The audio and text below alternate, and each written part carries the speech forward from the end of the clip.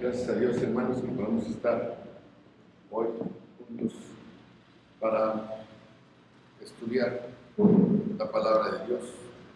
Vamos a orar. Bendito Padre Celestial, te damos gracias, Señor, por este día que nos das. Gracias también porque podemos llegar para estudiar tu palabra, Señor, para conocerla mejor. Y Padre, queremos ponernos, Señor, pues en tus manos, que el Espíritu Santo nos guíe y que podamos aprender todo aquello que tú tienes para nosotros el día de hoy. Bendice, Señor, esta meditación. Te pedimos, Señor, que sea de provecho para nosotros. En Cristo Jesús. Amén. Amén, hermanos. Pues creo que faltaron algunas hojitas, ¿verdad?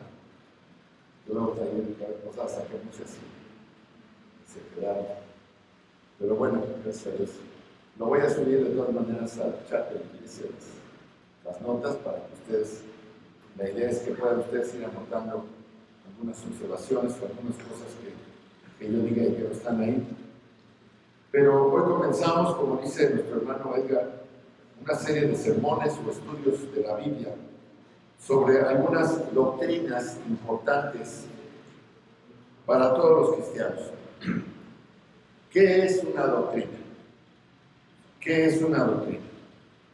Doctrina, según el diccionario, es un término que proviene del latín, que es la misma palabra, doctrina. Es el conjunto de enseñanzas que se basa en un sistema de creencias. Es el conjunto de enseñanzas que se basa en un sistema de creencias. Se trata de principios existentes sobre una materia determinada, por lo general con pretensión de validez universal. Y así es como lo enseña la Biblia, dice Tito 2:1, pero tú habla lo que está de acuerdo con la sana doctrina. Esto quiere decir que hay muchas doctrinas, unas buenas y unas malas. Así que para nosotros la doctrina, la sana doctrina, es la enseñanza sobre el conocimiento puro de Dios. Para nosotros la sana doctrina es la enseñanza sobre el conocimiento puro de Dios o teología.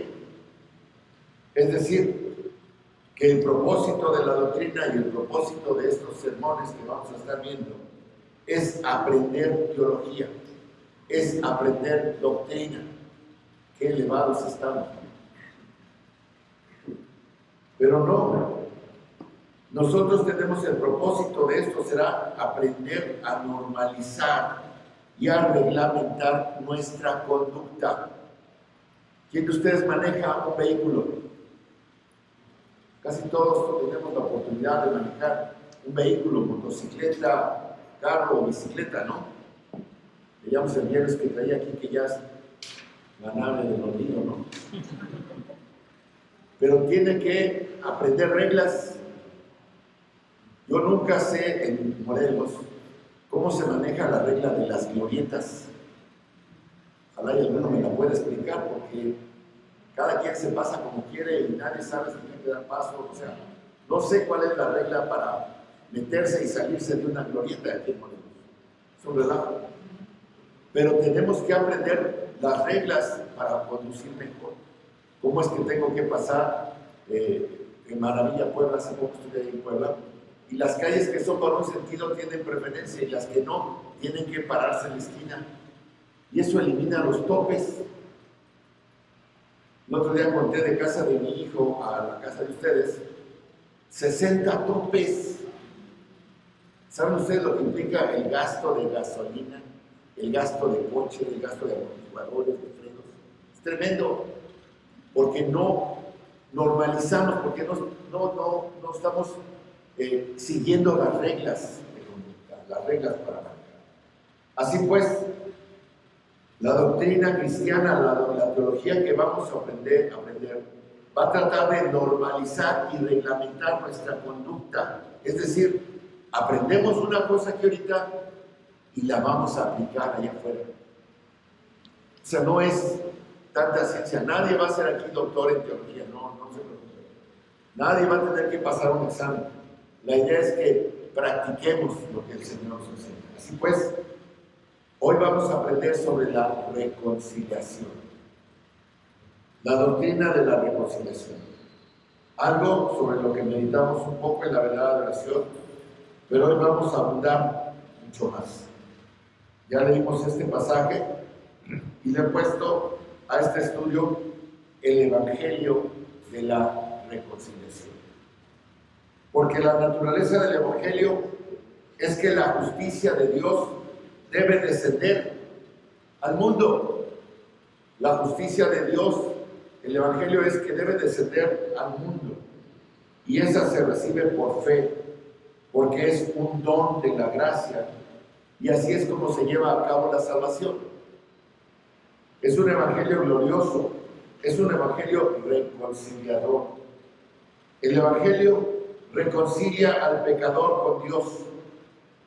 Hay un pasaje al final del capítulo 5 que es crucial para comprender el Evangelio que predica Pablo, el Evangelio de Jesucristo, el Evangelio del Dios bendito, el Evangelio de paz, de gracia, de salvación, que Pablo dijo es mi Evangelio y que ahora nosotros podemos decir que es nuestro Evangelio.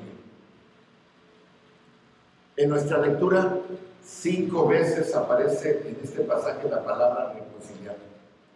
En el versículo 18, Dios nos reconcilió y nos dio el ministerio de la reconciliación. Versículo 19, Dios en Cristo reconcilia al mundo encargándonos la palabra de reconciliación. Y versículo 20, reconciliados. Entonces este pasaje se trata de la reconciliación. ¿Qué es la reconciliación? ¿Quién tiene esposa, pareja, hijos, relaciones? Todos, ¿no? ¿Quién no se ha peleado? Levante la mano, el santo.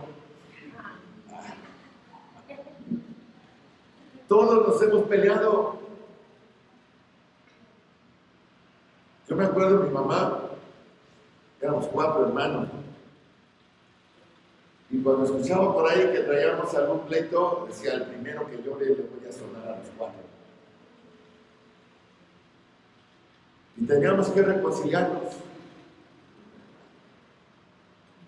Porque la reconciliación lleva implícita la enemistad, la hostilidad entre varios. Presupone que las personas son enemigas, aún peor, enemigas violentas. Se puede llegar hasta los golpes, a las palabras, pero la reconciliación debe darse.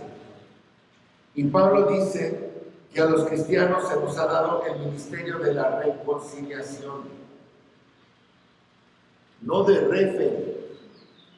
¿Qué hace un refe en la pelea de ayer del Canelo? Pues que se guardaran las reglas, pero no evitó que se golpearan. Y hubo que haber un ganador. No, un reconciliador no es un refe. Un reconciliador es alguien que trae paz, que trae alegría, que restablece una relación.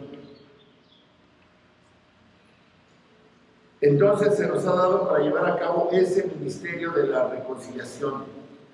Así que nuestro mensaje, el mensaje cristiano, es un mensaje de reconciliación. Y cómo nosotros, como hijos de Dios, debemos entender esta reconciliación. Bueno, este pasaje nos dice, por ejemplo, en los versículos, no solamente de los 18 al 21, sino retrocediendo un poco más, por eso abarcamos desde el 11, tenemos lo que creo es la esencia de una comprensión del mensaje del Evangelio como reconciliación. Se nos ha dado el misterio de la reconciliación y hemos recibido el mensaje sobre la reconciliación, y esto es lo que constituye la naturaleza de nuestra misión. Dice el versículo 20 que somos embajadores. ¿Qué es un embajador? Es un diplomático, ¿verdad?, que viene en nombre de un monarca para establecerse en una cultura extranjera para representarlo. Y eso es lo que somos. Somos embajadores del Rey de Reyes y estamos en una cultura extranjera. Nosotros no pertenecemos a este mundo. Y estamos aquí para representar, somos representantes del Rey de Reyes. Y nuestra responsabilidad como embajadores es decirle a todas las personas que son enemigos de Dios por naturaleza, pero que pueden reconciliarse con Dios. Ese es el mensaje y esa es la responsabilidad de todo embajador de Cristo. Tenemos que transmitirlo donde nos encontramos. Y sabemos, como vemos aquí afuera, que hay distanciamiento, hay hostilidad, hay una relación de enemigos. Estaba viendo yo el torneo de tenis de Madrid y resulta que la rusa le ganó a la ucraniana y no se dieron la mano cuando terminó el partido. ¿Por qué? Porque hay rencillas. No hay manera de reconciliarse. Entonces, tenemos problemas, pero nuestro mensaje es que uno puede hacer que se reconcilien plena y completamente. Por eso el llamado dice, reconciliados con Dios. Y al analizar este pasaje podemos ver varios elementos del ministerio de la reconciliación. Y para ello retrocedamos y retomemos algunas cosas. ¿Qué es lo que motiva a Dios a reconciliarse con su enemigo? ¿Qué es lo que motiva a Dios para reconciliarse con su enemigo? Lo primero que debe de motivar la reconciliación es el amor de Dios. El amor de Dios es lo que motiva. Si yo amo a mi esposa, si yo amo a mi hijo, si yo amo a mi prójimo, no puedo estar peleado con él. Eso motiva mi reconciliación. Entonces, el primer componente de la reconciliación es que está motivado por el amor de Dios. Todos nos sabemos de memoria Juan 3:16, ¿qué dice? Que ha dado a su Hijo unigénito para que todo aquel que cree no se pierda. De tal manera amó,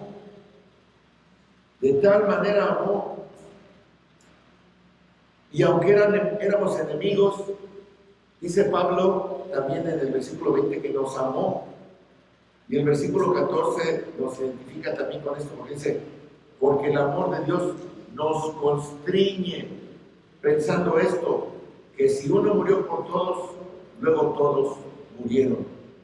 Esta palabra constriñe también se puede traducir como controla. Constreñir es eso, ¿verdad? Impedir que se mueva, impedir que se salga, impedir que se desvíe. Eso es constreñir, es tenerlo aquí abrazado, tenerlo controlado. Esa es la palabra constreñir. Pablo habla del amor de Dios y del amor de Cristo, primeramente por Él, porque eso es lo que le impulsa, como lo describe en esta carta a los Corintios, si la leemos anteriormente. Así pues, Pablo expresa cómo el amor salvador de Cristo por Él lo controla, lo domina, lo motiva y lo gobierna. Y después no solamente no lo ve en forma personal, no lo ve en forma egoísta ni en forma aislada, sino que el versículo 15 dice, y por todos murió, para que los que viven ya no vivan para sí, sino para aquel que murió y resucitó por ellos. O sea, lo que Pablo sentía también lo tenemos que sentir todos los cristianos. Dios nos controla. Lo que Dios ha hecho por mí a través de su amor magnánimo, salvador, perdonador y misericordioso, no es solo para mí. Cristo murió por todos, para los que viven y para los que ya no vivan, ¿verdad? Para que por sí mismos puedan alcanzar a Dios, no por ellos mismos, sino por aquel que murió y resucitó por ellos. Vemos cómo a través de esta carta Pablo comprendió que este amor que Dios le había dado en Cristo, que había transformado su vida por completo, no solo era para él, sino que Cristo murió por todos, para que los que viven ya no vivan para sí mismos, sino que vivan para aquel que murió y resucitó por ellos. ¿Por qué? Porque Cristo murió por todos. Pablo comprendió que este don de amor de la salvación que le había sido dado, que ahora controlaba su vida, no podía ser retenido solamente por él, porque Cristo murió por todos los que mueren en él, porque Cristo murió por todos los que viven en él, porque Cristo murió por todos quienes aún no han nacido o no habían nacido en ese momento, pero que van a escuchar el mensaje del Evangelio y van a creer en un futuro y van a ser salvos por nosotros. Así que lo que controla la vida del apóstol fue el amor que Dios demostró en Cristo para redimirnos de su miseria y de la condenación eterna. Y eso es lo mismo que nos ha pasado a nosotros. Pablo cambió su perspectiva en Cristo en el camino a Damasco. Hermanos, ¿dónde cambiaste tú tu perspectiva de Cristo? ¿Dónde Él te llamó? ¿Dónde Él se acercó a ti y tú le respondiste? Así como Pablo en el camino a Damasco, todos nosotros tenemos una experiencia personal con Cristo. Y nos hemos reconciliado con Él y hemos disfrutado de la salvación y del amor y del gozo. Dice el versículo 16, de manera que nosotros de aquí en adelante a nadie conocemos según la carne, y aún así a Cristo conocimos según la carne y no le conocemos, ya no le conocemos así. ¿Qué quiere decir esto? ¿Qué fue lo que pasó en la vida de Pablo? En el camino a Damasco, Dios lo transformó. De repente él veía a Cristo de una manera anteriormente, veía lo exterior, veía a los cristianos como seres físicos y conocía a Cristo solo según la carne. Recordemos cuando Pablo estuvo presente en el martirio de Esteban. Él ahí había hecho una evaluación sobre Cristo y pidió cartas para perseguir a los cristianos porque tenía una evaluación equivocada de Cristo. Pero en el camino a Damasco su conocimiento sobre Cristo cambió por completo y ahora ve a todos desde una perspectiva espiritual. Ya no importa su apariencia, ya no importa lo que son, ya no son ni judíos, ni gentiles, ni bárbaros, ni extranjeros, ni hombres, ni mujeres. Ahora ve un alma que necesita de Cristo. Y así es como todo creyente debe de ver al mundo. Y Pablo dice con palabras familiares en este versículo 17, de modo que si alguno está en Cristo, ¿qué dice? Nueva criatura es. Las cosas viejas pasaron, y aquí todas son hechas nuevas. Y la palabra clave aquí es si alguno, cualquiera. No sé quiénes son todos los que murieron en Cristo. No sé y no conozco a todos por quienes Cristo pagó por sus pecados. No sé quiénes son, pero sé que cualquiera que cree en Cristo encaja en esta categoría. Todo lo que dice, si alguno, porque Cristo pagó por sus pecados. Cualquiera que está en Cristo es una nueva persona. Pablo, por lo tanto, es impulsado al ministerio de la reconciliación porque tuvo una experiencia personal del amor de Dios en Cristo que le fue dado. Y nosotros igual, nuestra experiencia personal nos tiene que hacer ese impulso, esa motivación para llevar a cabo el ministerio de la reconciliación. ¿Por qué? Porque ese encuentro con Cristo produjo una transformación espiritual en cada uno de nosotros. Porque ese encuentro con Cristo cambió nuestro destino eterno. Íbamos derecho al infierno y ahora vamos al cielo. Dios nos concedió la justicia, su justicia. Y hermanos, esto se debe de convertir en el motivo de nuestra vida, en la pasión de nuestra vida, rescatar las almas. Todos los cristianos estamos controlados por la realidad que hemos sido hechos nuevas creaciones por el amor de Dios en Cristo. Cualquiera que está en Cristo es una nueva creación y ya no debemos ver a las personas de la misma manera. Y como les decía, si a Pablo le preguntaran, él nos contestaría con el texto bíblico que escribió: en Cristo no hay varón ni mujer, ni esclavo ni libre, ni judío ni gentil. No hay distinción. Cada persona es un alma eterna que necesita ser rescatada.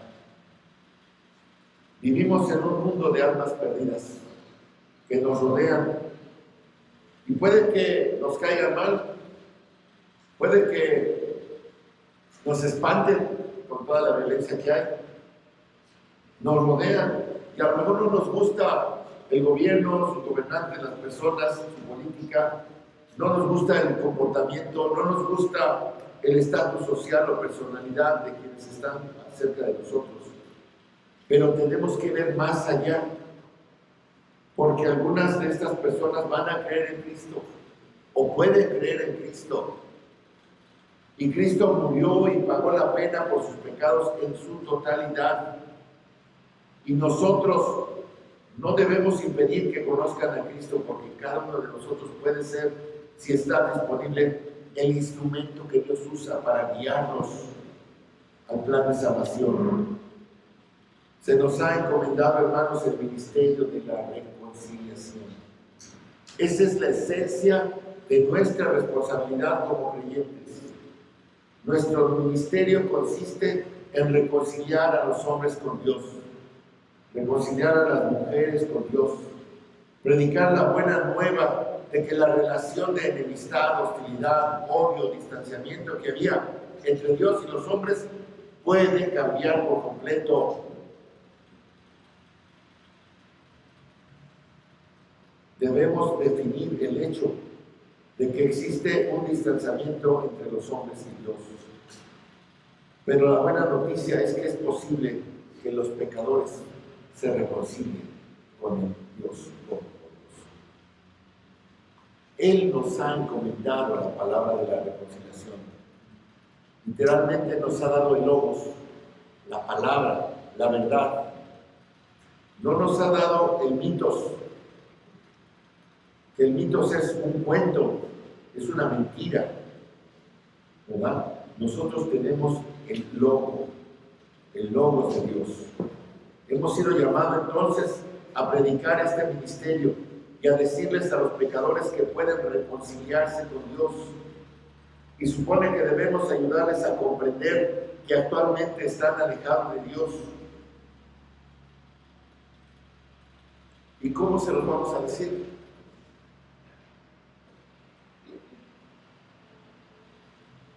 ¿Cómo les vamos a ayudar a comprender la naturaleza de esta gran verdad? Pues les vamos a explicar algunas cosas que anoté aquí. Uno, la reconciliación es la voluntad de Dios. Dios quiere reconciliarse contigo. Aunque Él no te haya hecho nada, Dios quiere reconciliarse. Dice el versículo 18, y todo esto proviene de Dios, quien nos reconcilió consigo mismo por Cristo y nos dio el ministerio de la reconciliación. ¿Qué es todo esto? ¿Qué es todo esto? Son todas las cosas de las que ha estado hablando desde el versículo 14 y 11 y atrás, dice, donde es la salvación, la provisión de la muerte de Cristo, ser hechos nueva creación, que lo viejo pase y venga lo nuevo. No es otra cosa que la regeneración. Y es por la voluntad de Dios. Todo proviene de Dios. Versículo 19. Es Dios en Cristo quien nos reconcilia. Versículo 20. Es Dios quien hace un llamado a través de nosotros. La reconciliación es por la voluntad de Dios. Y esa es la realidad fundamental. El cristiano, el ser humano, no puede decidir reconciliarse con Dios. No tenemos el poder para satisfacer la ira de Dios. No podemos decir, bueno, ya, perdóname, Señor, ahí viene. No, Nosotros no somos capaces de eso. No tenemos la capacidad de ignorar su justicia, porque no podemos alcanzar su rectitud, porque nosotros somos los ofensores. Lo único que nos queda es pedir perdón. Hermanos, desde el pecado hemos sido desterrados de su presencia para siempre. Así que cualquier cambio en nuestra relación con Dios debe provenir de Él. Cualquier reconciliación debe ser por su designio. Esa es la esencia del Evangelio. De tal manera amó Dios al mundo que Él fue el que mandó a su Hijo. Dios ama a los pecadores y busca reconciliarlos. Él diseñó un medio para reconciliarse con los pecadores, para convertirlos en hijos. Es Dios quien nos reconcilió consigo mismo. Es Dios quien es el reconciliador. Y ese es el punto. Eso es lo que tenemos que analizar. Fíjense ustedes que en todas las religiones del mundo no hay ni una deidad ni algo que se le parezca como algo que tenga la función de reconciliar. No hay. No hay un Dios con minúscula que sea reconciliador en las religiones falsas. Solamente nuestro Dios es un reconciliador por naturaleza. Primera Timoteo 4:10 dice que por esto mismo trabajamos y sufrimos oprobios, porque esperamos en el Dios viviente, que es Salvador de todos los hombres y mayormente de los que creen. Y cuando estaba viendo este versículo decía, Salvador de todos los hombres y mayormente de los que creen. ¿Qué quiere decir eso? ¿Qué significa eso? ¿Qué quiere decir que es Salvador de todos, pero en especial mayormente de los creyentes? Hermanos, Dios quiere la salvación para todos. Y en cierto sentido, Él es el Salvador de todos los hombres. En un sentido genérico, amplio, completo, Él es el Salvador de todos los hombres. ¿Qué queremos decir? Que en el área física y el área temporal, como dice Romanos 6:23, Dios es Salvador, pero en Romanos 6:23 dice, la paga del pecado, ¿qué es? Muerte. También dice, el alma que pecare, esa morirá. También dice que si violas la ley, todo el peso de la ley caerá sobre ti. El salmista dice, en pecado me concibió mi madre. O sea que he sido pecador desde la concepción. Entonces, si Romanos 6:23 dice, porque la paga del pecado es muerte, también dice, mandará y la de Dios es vida. Pero, ¿qué pasa si todos somos pecadores desde la concepción? La pregunta es, ¿por qué estoy vivo? ¿Por qué estoy aquí? Porque Dios, por naturaleza, es Salvador. Y cada pecador que vuelve a respirar, tomen aire, vuelvan a tomar aire. Eso es por la gracia de Dios. Cada pecador que vuelve a respirar es prueba viviente de que Dios, por naturaleza, es Salvador. Como dice Romanos 2, Él tolera y es paciente para con los pecadores. Y el objetivo es demostrar que Él es el Salvador y quiere guiar a todos al arrepentimiento, a la reconciliación con Él.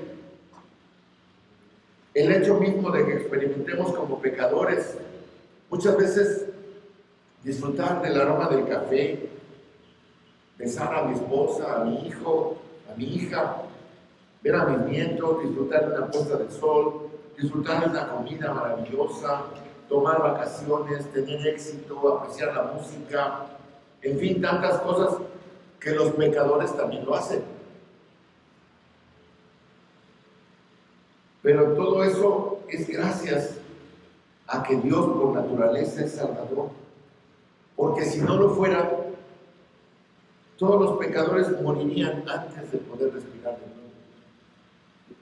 Porque Dios no puede ver el pecado. Así que la buena noticia es que no debemos y no podemos y no tenemos que intentar convencer a Dios para que nos salve. Dios es salvador por naturaleza. Lo que necesitamos es convencer al pecador para que reciba la gracia. Dios es un Dios reconciliador y amoroso y espera que el pecador venga a su presencia y pida perdón. Algunos sabiondos ahí, porque andan tratando de enseñar, dicen: ¿cómo puedes decir que Dios es un Dios amoroso y reconciliador cuando en la Biblia dice que unos jóvenes se burlaron de un profeta gritándole: calvo, calvo, calvo? Y Dios envió unos osos del bosque y los destrozó. Eso no es justo. O dice: ¿qué clase de Dios abre la tierra y se traga a unos cuantos? ¿Qué clase de Dios derriba la casa sobre los filisteos? ¿Qué clase de Dios ordena a los israelitas matar a los cananeos? ¿Qué clase de Dios es ese? Se preguntan. Pero la pregunta está mal hecha. La pregunta no debe ser esa.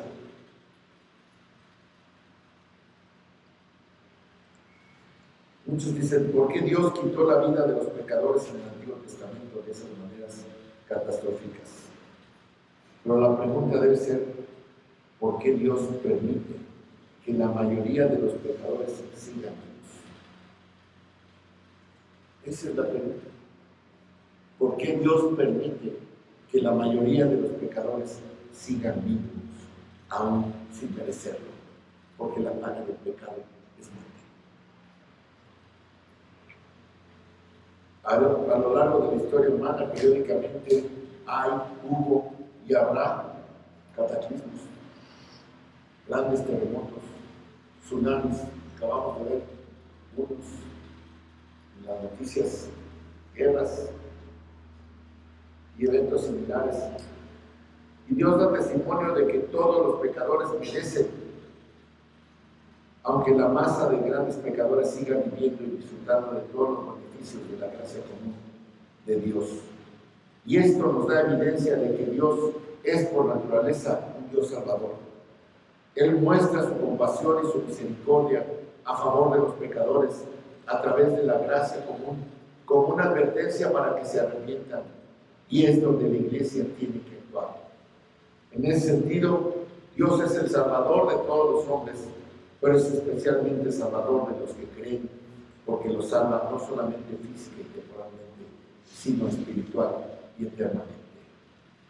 Dios es la fuente de reconciliación. Cuando Jesús murió en la cruz, recordemos que el velo que separaba a Dios de todos, o el símbolo de la presencia de Dios, ese velo se rasgó de arriba abajo y abrió de par en par la puerta a Dios. Todos los pecadores que vengan tendrán acceso a quien es por naturaleza un Dios reconciliado. Es Dios quien nos reconcilia consigo mismo. Es Dios en Cristo reconciliando al mundo. Es Dios rogando, apelando a través de su iglesia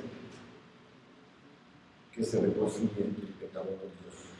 Nunca estás más en sintonía con la voluntad de Dios que cuando predicas la palabra de reconciliación.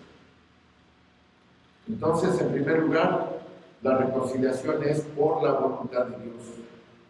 En segundo lugar, la reconciliación es por el acto del perdón de Dios. ¿Cómo puede Dios hacer esto? Dice el versículo 29, que la única manera en que Dios puede reconciliarse con los pecadores es no tomándoles en cuenta sus transgresiones. Esa es la única manera. ¿Cómo es posible la reconciliación? ¿Cómo puede Él reconciliar al mundo? ¿Cómo puede Él reconciliarnos?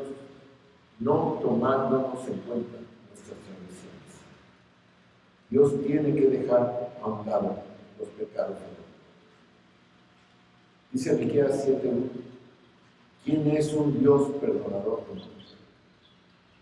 Dice Éxodo capítulo 33, Dios es por naturaleza compasivo, misericordioso, un Dios que perdona. Y el Antiguo Testamento está lleno de esto y el Nuevo también. Dios perdona con entusiasmo a los pecadores arrepentidos sin tomarle en cuenta sus ofensas. Esto es lo que debemos decirle a los pecadores. Y aquí está la pregunta. ¿Puedes reconciliarte con Dios? Dios te perdonará todos tus pecados para siempre. ¿Te interesa? Ese es el punto. Cuando la gente evangeliza, a menudo pregunto, ¿quieres tener un propósito en tu vida? ¿Quieres tener un mejor matrimonio? ¿Quieres solucionar tus problemas económicos? ¿Quieres tener felicidad, satisfacción, bienestar? No, hermanos, no, ese no es el Evangelio. El Evangelio es, ¿quieres morir en tus pecados e ir al infierno para siempre? ¿O te interesa el perdón completo y eterno que Dios te da? Ese es el mensaje. Salmo 32:2 dice, bienaventurado el hombre a quien Jehová no culpa su iniquidad. Lo vemos casi todos los días. Esto es lo que se esconde tras este versículo. Pablo probablemente pensó, cuando él escribió también Romanos 4:8, que dice, bienaventurado el varón a quien el Señor no inculpa el pecado. Dios está dispuesto a borrar el pecado. En el Antiguo Testamento dice que lo alejará tan lejos como está el este del oeste y lo enterrará en las profundidades del mar y no se acordará de ellos. Colosenses 2:13 dice que es Dios quien nos ha perdonado todas nuestras transgresiones y se clavó ahí el acta de nuestros pecados, todo el decreto que estaba en contra nuestro, ahí lo clavó y ahí lo destruyó en la cruz de Cristo.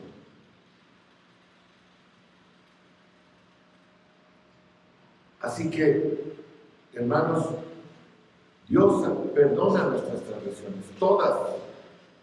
Y al ser fiel al Evangelio y al Evangelio que Pablo proclamó, estamos diciéndole a los pecadores que recibirán el perdón de sus pecados. Esa es la buena noticia. Dios perdona todos sus pecados. Ese es el mensaje de reconciliación. Así que debemos dejar atrás la superficialidad, ¿verdad?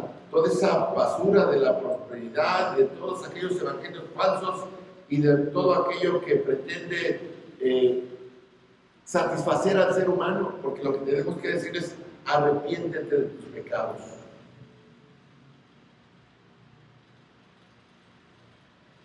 Desgraciadamente, mucha gente no quiere hacer eso. Pero hermanos, tenemos que entender que si a un enfermo le predicamos el Evangelio, tal vez no sabe. Yo les he platicado de mi experiencia a mi hermano Orozco. Ella estaba muy grave en el hospital, enferma de cáncer terminal. Y un día su hija me dijo, oye, mi mamá quiere que la vayas a visitar. Luego yo a las 7 de la noche, ya estaba cerrada, ya no eran horas de visita, pero me dejaron entrar, yo iba trajeadito, traía yo mi Biblia. El guardia me saludó muy atento y me abrió la puerta y subí hasta el quinto piso donde estaba la hermana. Nadie me dijo nada, nadie me impidió nada. Llego yo con la hermana y le digo, hermana, ¿cómo está? Pues aquí. Vamos a cantar, y ya cantamos, leímos la Biblia. Cuando estaba yo leyendo un segundo salmo, me dice, ya, no te preocupes por mí, yo ya estoy lista. Pero mira esta persona que está aquí de la cama.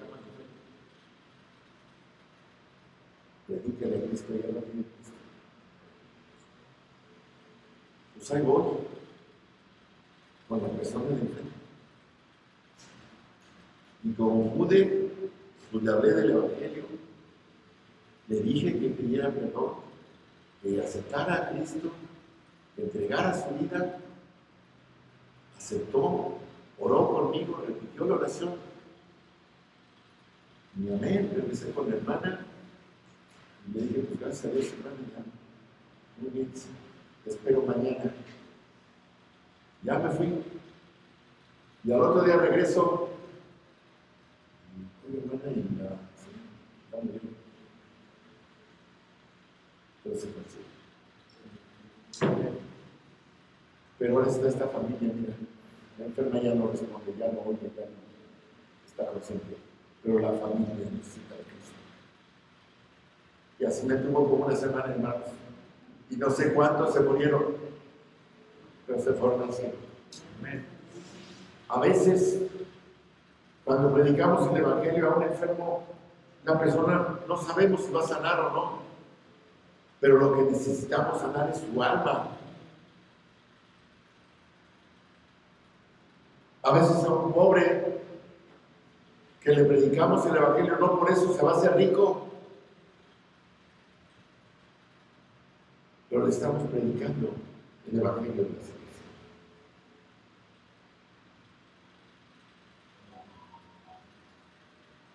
Debemos de confiar que lo que importante es que Dios ya no les va a tomar en cuenta sus pecados.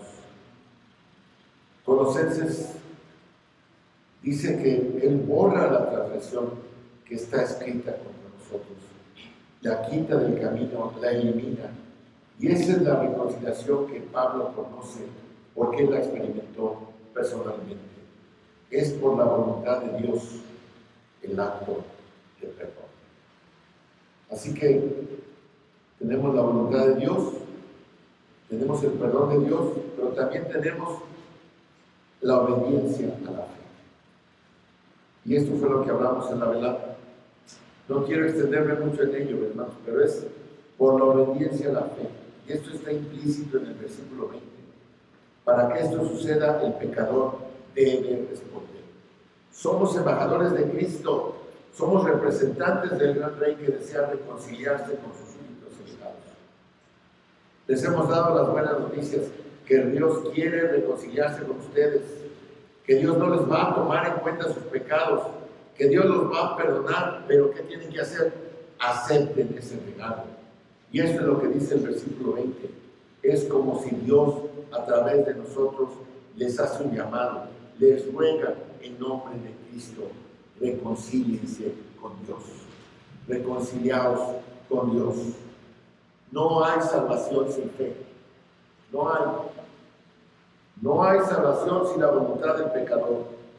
Fíjense que dice Juan 1:12, dice, mas a todos los que le recibieron, a los que creen en su nombre, les dio potestad de ser hechos hijos de Dios.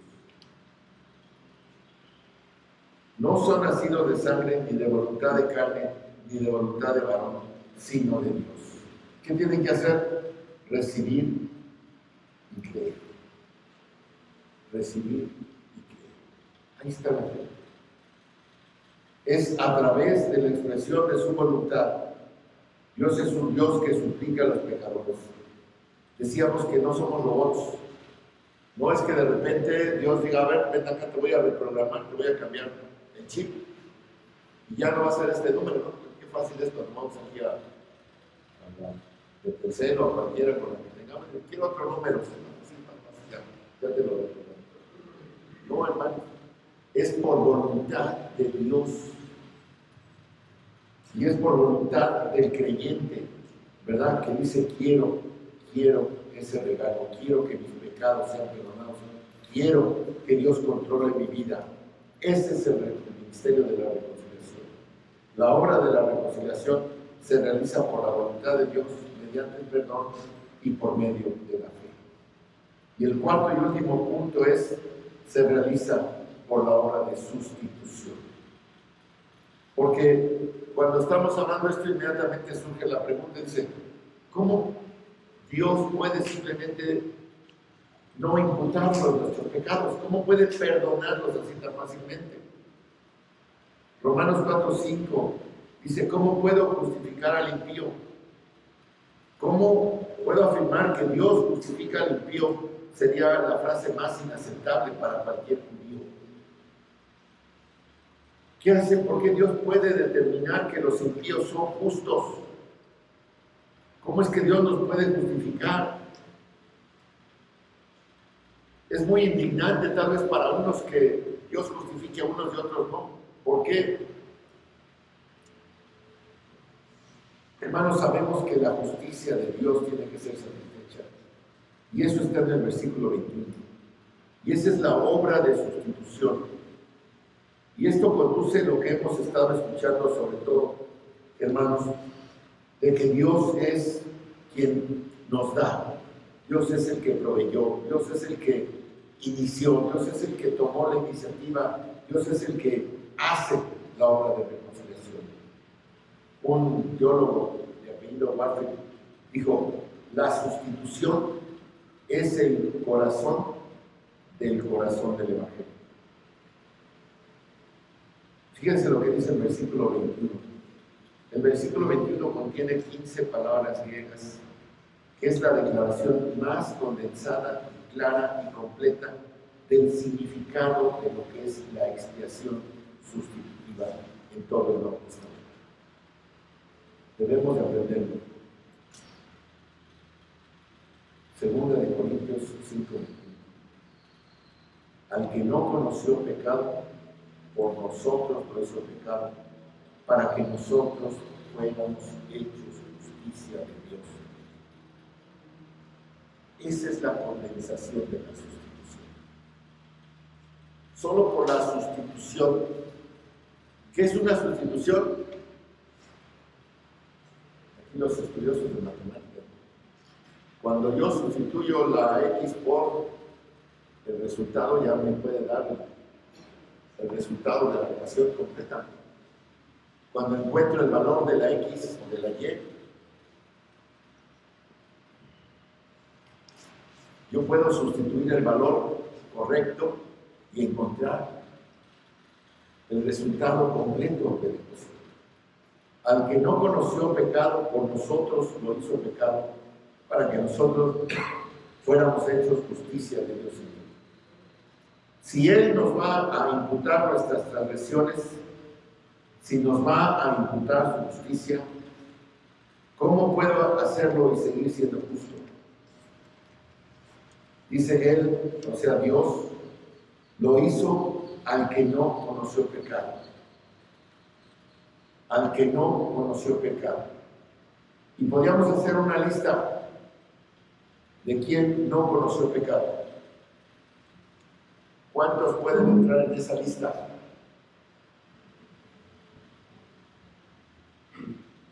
Jesucristo. Es el único que está en la lista que no conoció pecado.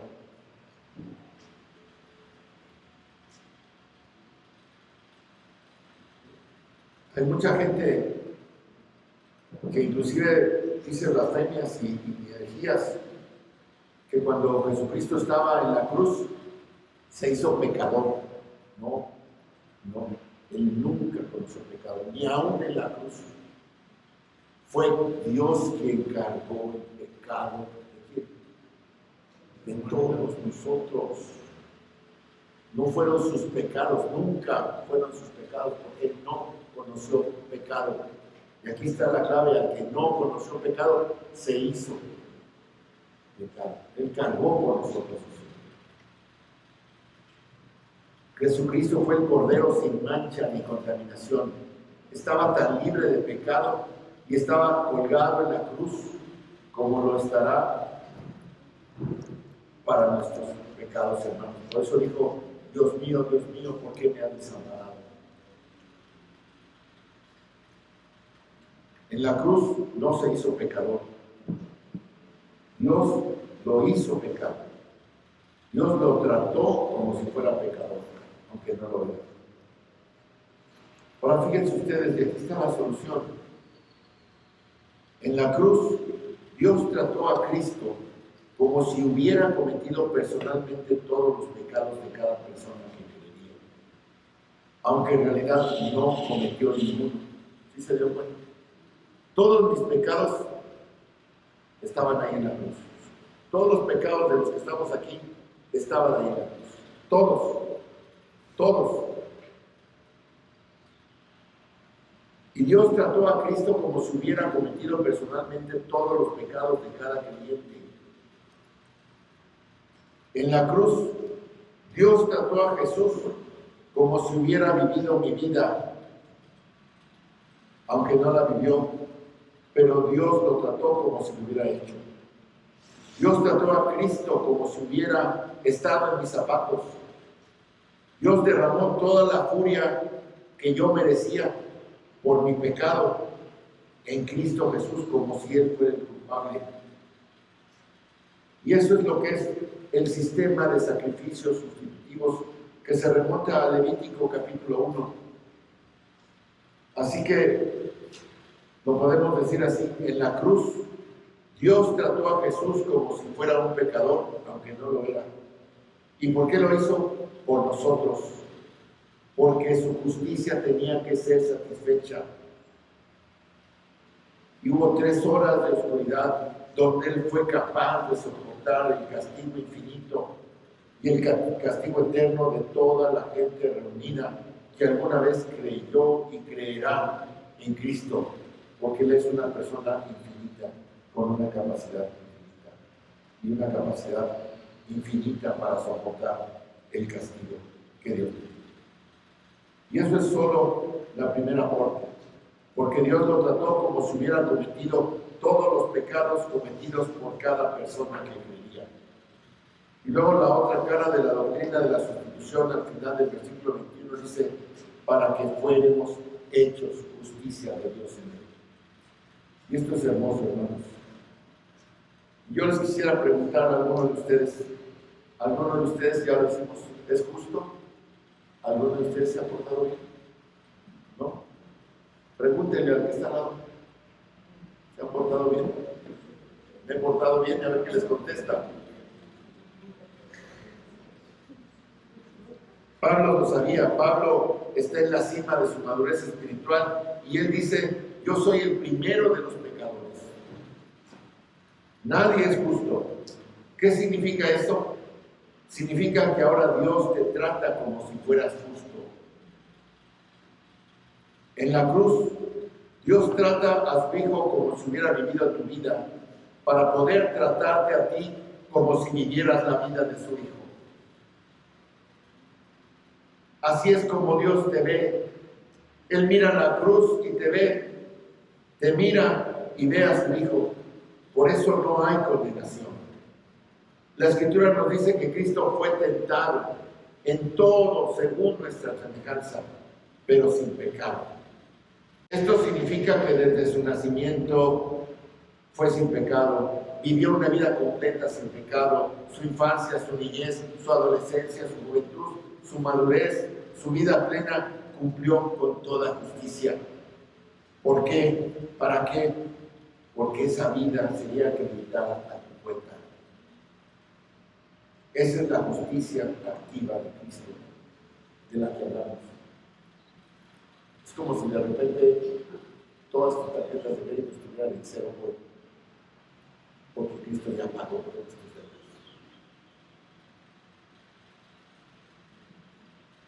Así que en la cruz Dios trata a Jesús como si hubiera vivido tu vida, y ahora te trata a ti como si hubieras vivido la vida de Cristo.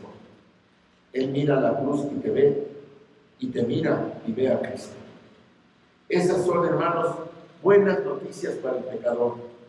Pablo dice: no puedo ver a nadie de otra manera más que como una entidad espiritual que necesita desesperadamente del mensaje de reconciliación. Y hermanos, se nos ha dado este ministerio, se nos ha dado este mensaje, y aquí estamos, como embajadores en un mundo extraño, en un mundo extranjero, y no podemos ver a las personas externamente, debemos verlas como realmente son, almas eternas, que pasarán en la eternidad, ya sea en el cielo o en el infierno, y nosotros tenemos la llave. El mensaje que debemos transmitirles es un mensaje de reconciliación.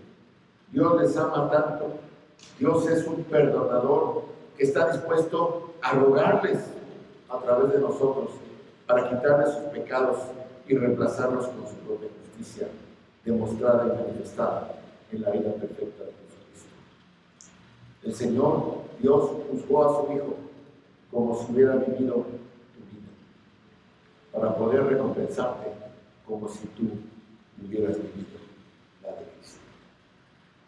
Y ese es el Evangelio. Amén. Oremos. Bendito Padre Celestial, te damos gracias, Señor, porque tenemos esta palabra en vasos frágiles, Padre.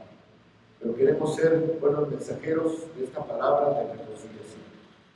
Que hayamos podido entender, Señor, que tenemos que decirle al mundo que Cristo murió por sus pecados, que tiene que arrepentirse, que tiene que entregar su vida, que tiene que reconocer que necesita ser salvo de tu justicia, Padre, para no pasar la eternidad en el infierno. Ayúdanos, Padre, a transmitirlo con la fuerza, con el poder, con la sabiduría de tu Espíritu Santo, a todos aquellos que nos rodean. En Cristo Jesús. Amén, hermanos. Dios los bendiga.